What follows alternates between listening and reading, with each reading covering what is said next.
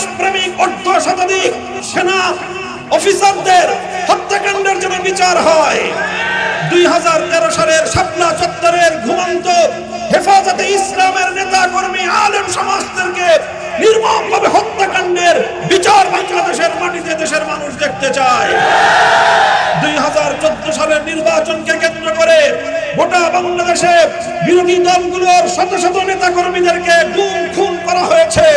এই সকল গুম খুনের বস্তুনিষ্ঠ তদন্ত এবং তার বিচার নিশ্চিত করতে হবে। 2021 সালে নরেন্দ্র মোদী এবং গুজরাটের কসাইয়ের বাংলাদেশে আগমনকে কেন্দ্র করে এদেশের তৌহিদি জনতার শান্তিপূর্ণ প্রতিবাদকে আক্রমণের মাধ্যমে পাখির মতো গুলি করে হেফাজতে ইসলামের প্রায় 60 নেতা কর্মীদেরকে নির্মমভাবে হত্যা করা হয়েছে। আমার হাটহাজারী মাদ্রাসার ছাত্রদেরকে হত্যা করা হয়েছে। এই সকল হত্যাকাণ্ডের বিচার নিশ্চিত করতে হবে। 2024 সালে আমাদের সন্তানদেরকে যেভাবে নির্মমভাবে হত্যা করা হয়েছে, গোটা বিশ্ব মিডিয়ার কাছে বাংলাদেশ এবং তার আইন শৃঙ্খলা রক্ষাকারী বাহিনীর ভাবমূর্তিকে ক্ষুণ্ণ করে জনগণ হত্যাকারী একটি বাহিনী হিসেবে চিত্রিত করা হয়েছে। তার দোষরদেরকে চিহ্নিত করে প্রতিটি হত্যাকাণ্ডের জন্য শেখ হাসিনা এবং তার ঘনিষ্ঠ মন্ত্রী পরিষদের সদস্যবর্গ সহ প্রশাসনের দায়ী সকল ব্যক্তিকে আইনের কাঠগড়ায় দাঁড় করাতে হবে।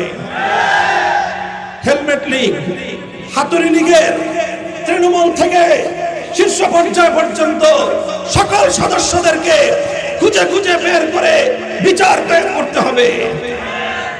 অন্তর্বর্তীকালীন সরকারকে আমরা আহ্বান জানাবো, এই কাজগুলো অনতিবিলম্বে শুরু করবেন। প্রশাসন থেকে, প্রশাসনের প্রতিটি স্তর থেকে ফ্যাসিবাদের প্রেতাত্মারা যারা বসে বাংলাদেশ এবং রাষ্ট্র সরকারের বিরুদ্ধে ষড়যন্ত্র করছে, তাদেরকে অনতিবিলম্বে দায়িত্ব থেকে অব্যাহতি দিয়ে দেশপ্রেমিক কর্মকর্তাদেরকে পদায়ন করতে হবে। আপনারা করছেন। অন্তর্বর্তীকালীন সরকার ইতিমধ্যে সন্তোষজনক পদক্ষেপ গ্রহণ করেছে। এজন্য জাতির পক্ষ থেকে আমরা তাদেরকে স্বাগত এবং ধন্যবাদ জানাই। সেই সঙ্গে আমরা আশাবাদ ব্যক্ত করব যে এভাবেই আগামী দিনেও দেশের জনগণের মনোভাব, দেশের জনগণের সেন্টিমেন্ট উপলব্ধি করে জনগণের পাশে আপনারা থাকবেন, জনগণের চাওয়া পাওয়াকে আপনারা মূল্যায়ন করবেন। জনগণের ভোগান্তি হয় এমন কোন কার্যকলাপ আমরা অন্তর্বর্তীকালীন সরকার থেকে দেখতে চাই না। আর কোন নতুন নৈরাজ্যবাদী বাকশালী শক্তি বাংলাদেশের মাটিতে ইনশাআল্লাহ আশ্রয় পাবে না। এদেশের ছাত্র জনতা তাদেরকে প্রতিরোধ করে দেবে। এজন্য আগস্ট মাস জুড়ে দেশব্যাপী ছাত্র জনতার পাশাপাশি এদেশের সকল শ্রেণী ও পেশার মানুষ, ইসলাম প্রিয় জনতা, ইসলামী সংগঠনগুলোর নেতা কর্মীরা, বাংলাদেশ খেলাফত মজলিসের সকল স্তরের নেতা কর্মীদের প্রতি আমাদের সুস্পষ্ট নির্দেশনা, আমাদের অর্জিত হাজারো শহীদের রক্তের বিনিময়ে অর্জিত 5ই আগস্টের এই মহান বিপ্লবের বিজয়কে যেন তারা কোনোভাবে কলুষিত, কলঙ্কিত, ব্যর্থ করতে না পারে, সেজন্য আমাদের সকলকে সতর্ক প্রহরায় নিয়োজিত থাকতে হবে। প্রতিটি পাড়ায় পাড়ায়, মহল্লায় মহল্লায় ফ্যাসিবাদ বিরোধী প্রতিরোধ সংগ্রাম গড়ে তুলতে হবে।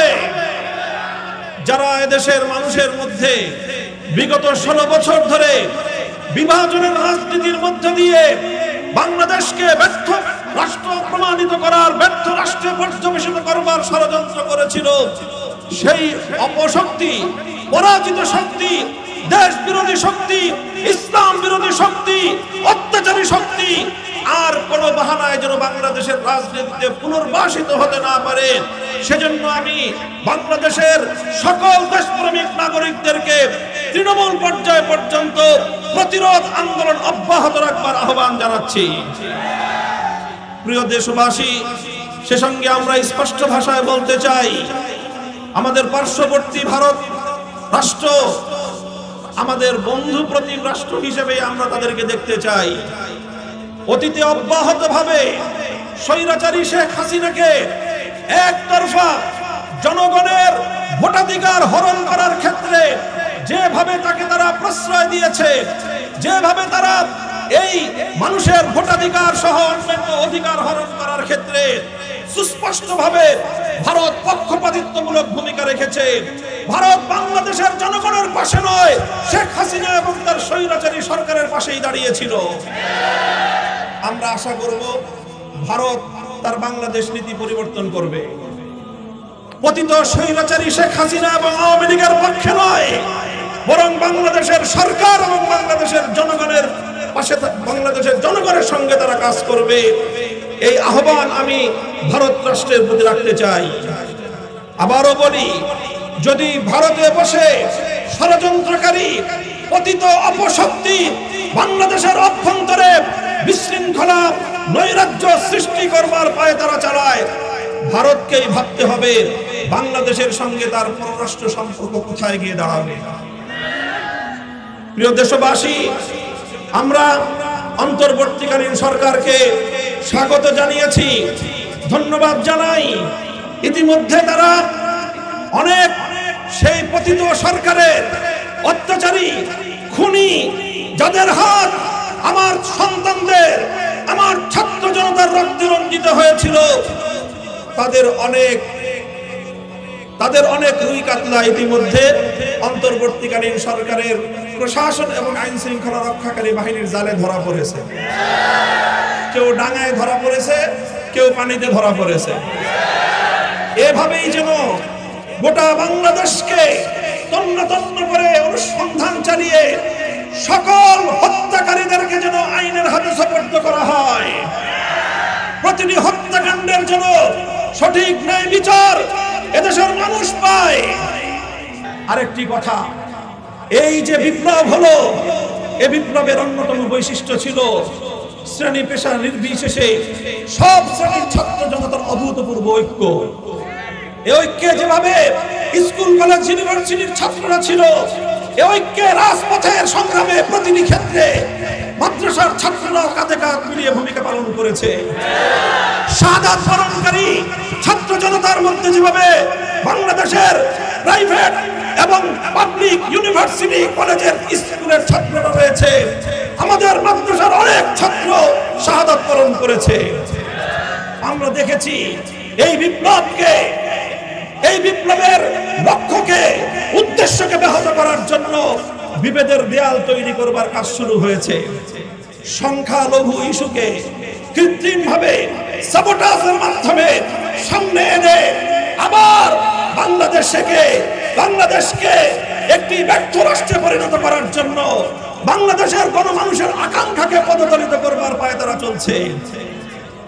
সংখ্যালঘুদের উপর নির্যাতনের আলোচনায় আসার মতো উল্লেখযোগ্য কোনো ঘটনা বিগত এক মাসে বাংলাদেশে সংঘটিত হয়নি। এরপরেও জিগির তোলা হচ্ছে এটা হলো নরেন্দ্র মোদীর একটি এজেন্ডা। সেই এজেন্ডা বাস্তবায়নের জন্য আওয়ামী লীগ এবং তার দোসররা কাজ করছে।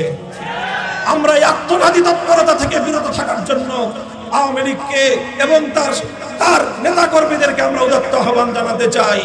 খবরদার, দেশের বিরুদ্ধে সাম্প্রদায়িক উস্কানি দিয়ে বাংলাদেশের বিরুদ্ধে গোলযোগ নৈরাজ্য সৃষ্টি করবার কোনো অপচেষ্টা করবেন না। এদেশের মানুষ বরদাস্ত করবে না। আমরা অন্তর্বর্তীকালীন সরকারের কাছে আরেকটি প্রত্যাশা রাখি যে এই দেশ, এই বিপ্লব, এই অভ্যুত্থান সংঘটিত হয়েছে বাংলাদেশের স্বাধীনতা যুদ্ধেও যে ঘোষণা ছিল কোরআন সুন্নাহ বিরোধী কোন আইন, কোন কার্যকলাপ বাংলাদেশে চলবে না। কাজেই অন্তর্বর্তীকালীন সরকারও যেন কোনোভাবে, কোনো কারণে, কোনো চাপে কোরআন সুন্নাহ বিরোধী, ইসলাম বিরোধী কোন কার্যকলাপ যেন তাদের শাসনামলে পরিচালিত হতে না দেন। এটা আমাদের উদাত্ত আহ্বান থাকবে সরকারের প্রতি। আমি আজকের গণমিছিল পূর্ব এই সমাবেশ থেকে আমরা আপনাদের সকলকে আজকের এই সমাবেশে উপস্থিত হওয়ার জন্য ধন্যবাদ জানাচ্ছি। আজকের এই 15ই আগস্টের এই সমাবেশ ঢাকা মহানগরীতে পালিত হচ্ছে। আগামীকাল 16ই আগস্ট জুমাবার বাদ জুমা সারা বাংলাদেশে দেশব্যাপী নৈরাজ্যবাদ বিরোধী বিক্ষোভ কর্মসূচি ঘোষণা করছি। সারা দেশের জেলা থানা পর্যায়ে বাংলাদেশ খেলাফত মজলিসের নেতৃত্বে দেশবাসীকে আহ্বান জানাচ্ছি, মাঠে নেমে আসুন। অর্জিত এই বিজয়কে সাফল্যমণ্ডিত করে রাখার জন্য, এই বিজয়কে অব্যাহত এবং এই বিজয়ের উদ্দেশ্যকে মঞ্জিল পর্যন্ত পৌঁছানোর ক্ষেত্রে অপশক্তির বিরুদ্ধে রাজপথে প্রতিরোধ গড়ে তুলুন। আমরা এখনই গণমিছিল শুরু করব। আমাদের মিছিল এখান থেকে পল্টন মোড় হয়ে বিজয়নগর পর্যন্ত গিয়ে সেখানে সভাপতির বক্তব্য মুনাজাতের মাধ্যমে আমাদের কর্মসূচি সমাপ্ত হবে। সকলকে গণমিছিলে অংশগ্রহণ করার উদাত্ত আহ্বান জানিয়ে আমার বক্তব্য শেষ করছি। ওয়া আখিরু দাওয়ানা।